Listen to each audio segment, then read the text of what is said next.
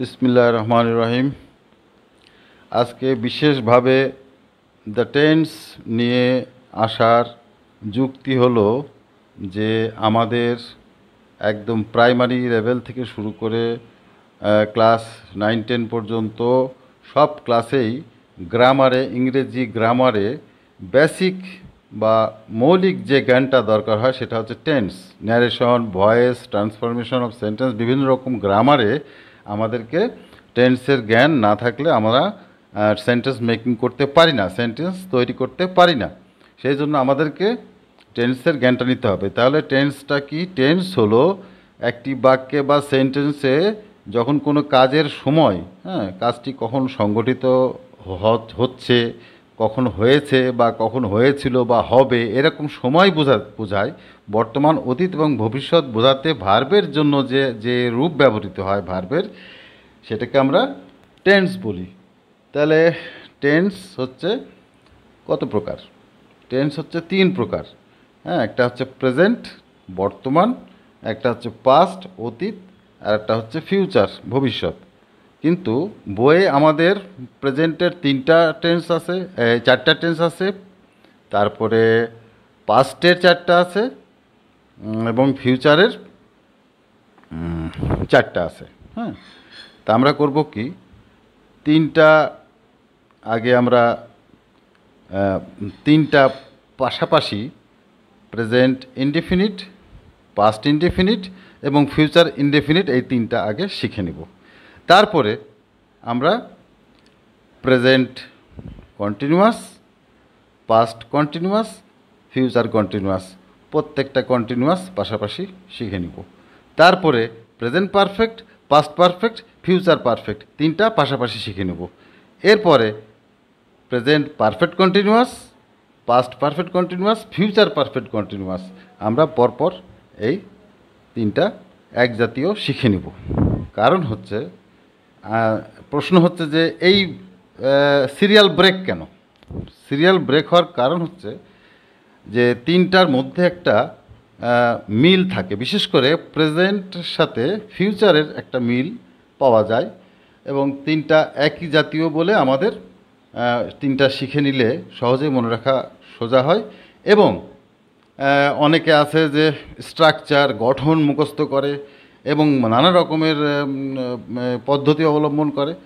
তুমি যদি টেন্সের উদাহরণ বুঝে পড়ো, তাহলে তুমি নিজেই স্ট্রাকচার বা গঠন তুমি নিজেই তৈরি করতে পারবা। আগে সাবজেক্ট, তারপরে কি অক্সিলারি ভার্ব নাকি শুধু ভার্ব, তারপরে কি অবজেক্ট কি হবে ইত্যাদি, আইএনজি নাকি শ্যাল, ইত্যাদি। আচ্ছা, এখন আমরা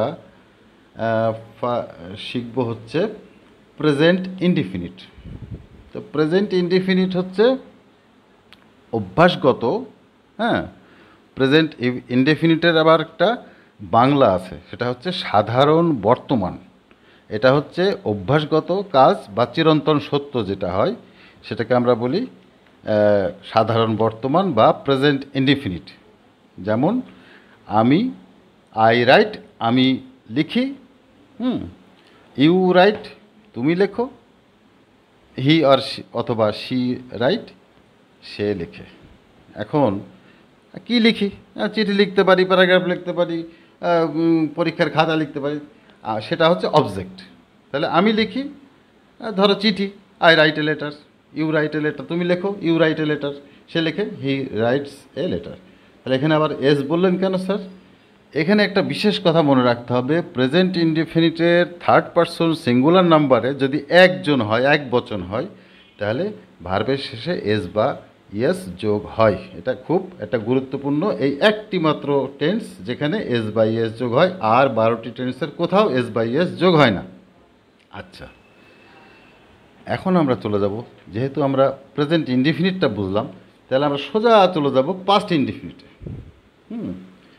তাহলে ওটা হচ্ছে পাস্ট ইনডিফিনিটটা হচ্ছে কি,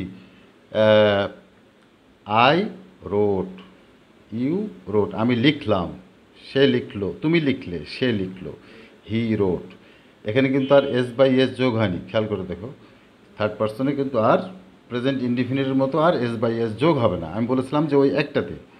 আচ্ছা, তাহলে এখানে কি, আমি লিখলাম, তুমি লিখলে, সে লিখলো। হ্যাঁ, তাহলে ধরো it is many years since I went to village, আমি অনেক বছর পর আমি গ্রামে গেলাম। It is many years since I went to village, হ্যাঁ, আমি অনেক বছর পর গ্রামে গেলাম। টেন্সটা এই জন্য জরুরি, এই দেখো এখানে সময়ের একটা ব্যাপার, আমি কত বছর পর গ্রামে গেলাম, it is many years since, এবং এখানে একটা বছর নির্দিষ্ট করা আছে যে অনেক বছর। তো সাধারণত শুধু আমরা বাঙালিরাই না, ইংরেজরাও কিন্তু বাংলা বলতে গেলে তারাও কিন্তু এই টেন্সে ভুল বলে। কোনো এক ইংরেজ কোনো এক আমেরিকান রাষ্ট্রদূতকে তার বাংলাদেশ থেকে বিদায়ের সময় সাংবাদিকরা জিজ্ঞাসা করলেন যে আপনার বাংলাদেশ সম্পর্কে what is your compliments about Bangladesh, তখন উনি বললেন যে আমি বাংলাদেশকে খুব ভালোবাসি। তাহলে উনি কি ভুল বললেন? উনি বলবেন যে আমি বাংলাদেশকে খুব ভালোবাসি, কিন্তু উনি বললেন আমি বাংলাদেশকে ভালোবাসে। তাহলে উনি কিন্তু টেন্সে ভুল করলেন, এই ভুলটা আমরাও করি। সেজন্য এরকম ভুল যদি আমরা ইংরেজদের সামনে করি তাহলে তারা কিন্তু হাসবে।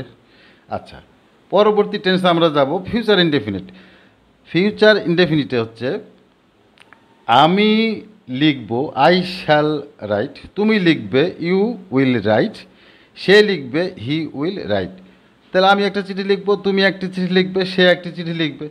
চিঠি লিখবে এমন কোনো কথা না, অন্য কিছু লিখতে পারো, হ্যাঁ, প্যারাগ্রাফ লিখতে পারো, এসে লিখতে পারো, স্টোরি লিখতে পারো। তাহলে আমি একটা চিঠি লিখব, ভবিষ্যতে কোনো কাজ ঘটবে বোঝালে সেটা হচ্ছে ফিউচার কি ইনডেফিনিট। আচ্ছা, এখন আমরা যাব হচ্ছে প্রেজেন্ট কন্টিনিউয়াস। প্রেজেন্ট কন্টিনিউয়াসে বর্তমানে কোনো কাজ চলছে, এই মুহূর্তে চলছে, হ্যাঁ, এই মুহূর্তে আমি তোমাদেরকে পড়াচ্ছি, আমি কথা বলছি, এই মুহূর্তে এটা হচ্ছে, হ্যাঁ। তাহলে আই অ্যাম রাইটিং, আমি লিখছি। আর সাধু ভাষা যদি বলো আমি লিখিতেছি। ইউ আর রাইটিং, তুমি লিখছো, হ্যাঁ, সাধু ভাষায় বললে তুমি লিখিতেছো। He or she is writing, সে লিখছে, হ্যাঁ, দে আর রাইটিং, তারা লিখছে। তাহলে এখানে আমরা বর্তমান যখন কোন কাজ এই মুহূর্তে চলছে প্রেজেন্ট কন্টিনিউয়াস। সাথে সাথে আমরা চলে যাব পাস্ট কন্টিনিউয়াসে। পাস্ট কন্টিনিউয়াস অতীতকালে কোনো কাজ কিছুক্ষণ ধরে চলছিল, হ্যাঁ, যেমন আমি একটা চিঠি লিখছিলাম, I was writing a letter. You were writing a letter, আমি লেটার দিয়ে বলি বারবার, যেহেতু এখানে আমরা আর অন্য কোনো অবজেক্ট ইউজ করছি না। ইউ ওয়ার রাইটিং, তুমি লিখছিলে। He or she was writing, সে লিখছিল। তাহলে অতীতকালে কোনো কাজ কিছুক্ষণ ধরে চলছিল। এরপরে আমরা যাব ফিউচার কন্টিনিউয়াস। ফিউচার কন্টিনিউয়াসে হচ্ছে ভবিষ্যতে কোনো কাজ চলতে থাকবে এমন বোঝালে সেটাকে আমরা ফিউচার কন্টিনিউয়াস বলবো। ভবিষ্যতে কোনো কাজ চলতে থাকবে। I shall be writing a letter, আমি একটা চিঠি লিখতে থাকবো। You will be writing a letter, তুমি একটা চিঠি লিখতে থাকবে। He or she will be writing a letter, সে লিখতে থাকবে। তাহলে আই শ্যাল বি রাইটিং, তুমি লিখতে থাকবে। ইউ উইল বি রাইটিং, তুমি লিখতে থাকবে। হি অর শি উইল, সে লিখতে থাকবে। তো যে চলতেই থাকবে, কখন শেষ হবে তার কোনো ঠিক নাই, তখন আমরা ফিউচার কন্টিনিউয়াস বলবো। এখন আসছে প্রেজেন্ট পারফেক্ট। প্রেজেন্ট পারফেক্টে হচ্ছে এর বাংলা হচ্ছে পুরা ঘটিত বর্তমান। প্রেজেন্ট পারফেক্ট, কোনো কাজ শেষ হয়েছে অথচ তার ফল এখনও বর্তমান আছে, এবং সেই ফলটা অপ্রকাশিত। যেমন আই হ্যাভ রিটেন, আমি লিখেছি। ইউ হ্যাভ রিটেন, তুমি লিখেছো। He or she has written, সে লিখেছে, হ্যাঁ। তাহলে যখন আমরা এরকম হ্যাভ ভার্বটা ব্যবহার করব এবং ভার্ব 3 ব্যবহার করব, রিটেন প্রেজেন্ট পাস্ট পার্টিসিপলটা ব্যবহার করব, তখন আমরা এভাবে লিখব যে আই হ্যাভ রিটেন, আমি লিখেছি। ইউ হ্যাভ রিটেন, তুমি লিখেছো, সে লিখেছে। আচ্ছা, এরপরে আমরা যাব পাস্ট পারফেক্ট। পাস্ট পারফেক্ট হচ্ছে অতীতকালে কোনো কাজ সম্পূর্ণ হয়ে থাকলে তাদের মধ্যে যেটি আগে ঘটেছিল সেটি হবে পাস্ট পারফেক্ট। কীরকম? I had written a letter before you came, আমি একটা চিঠি লিখেছিলাম তুমি আসার আগে। তাহলে আই হ্যাড রিটেন, আমি লিখেছিলাম। তারপরে ইউ হ্যাড রিটেন, তুমি লিখেছিলে, হি হ্যাড রিটেন সে লিখেছিল। হ্যাঁ, তাহলে আমি একটা চিঠি লিখেছিলাম, তুমি একটি চিঠি লিখেছিলে, সে একটি চিঠি লিখেছিল। আচ্ছা, তাহলে ফিউচার পারফেক্ট, ফিউচার পারফেক্ট হচ্ছে তোমার ভবিষ্যতে কোনো নির্দিষ্ট সময়ের মধ্যে কাজ হয়ে যাবে বোঝালে ফিউচার পারফেক্ট, এবং দুটি কাজের মধ্যে যে কাজটা আগে হবে। যেমন এখানে দেখো, I shall have written a letter, এটা এই কাজটা আগে হয়েছে। হ্যাঁ, সেজন্য আমি একটা চিঠি লিখে থাকব, বা সাধু ভাষায় বললে লিখিয়া থাকিব। You will have written a letter, he will have written a letter. আমি লিখে থাকবো, তুমি লিখে থাকবে, সে চিঠি লিখে থাকবে। হ্যাঁ, এটা হচ্ছে ফিউচার পারফেক্ট। এখন আমরা যাব হচ্ছে প্রেজেন্ট পারফেক্ট কন্টিনিউয়াস। কোনো কাজ পূর্বে শুরু হয়ে এখনও চলছে। হ্যাঁ, তোমরা স্কুলে প্রায় দরখাস্ত লেখো যে sir I have been suffering from fever for 7 days। হ্যাঁ, স্যার আমি 7 দিন ধরে জ্বরে ভুগছি। সেই ক্ষেত্রে আমরা এই প্রেজেন্ট পারফেক্ট ব্যবহার করি। I have been, you have been, he has been. হিয়ের সাথে সবসময় হ্যাজ হয়, যেহেতু third person. I have been writing, আমি লিখিতেছি কতক্ষণ ধরে, এতক্ষণ ধরে। ইউ হ্যাভ বিন রাইটিং, তুমি লিখিতেছো কতক্ষণ ধরে, এতক্ষণ ধরে। হি হ্যাজ বিন রাইটিং, সে লিখিতেছে কতক্ষণ ধরে, এতক্ষণ ধরে। তাহলে এখানে পিরিয়ড অফ টাইম কতক্ষণ ধরে হচ্ছে, যদি কতক্ষণ একটা টাইম থাকে, আধ ঘন্টা ধরে হচ্ছে, হ্যাঁ, বা 20 বছর ধরে যাবত হচ্ছে, বা 7 দিন ধরে হচ্ছে, তাহলে আমরা ফর ব্যবহার করি।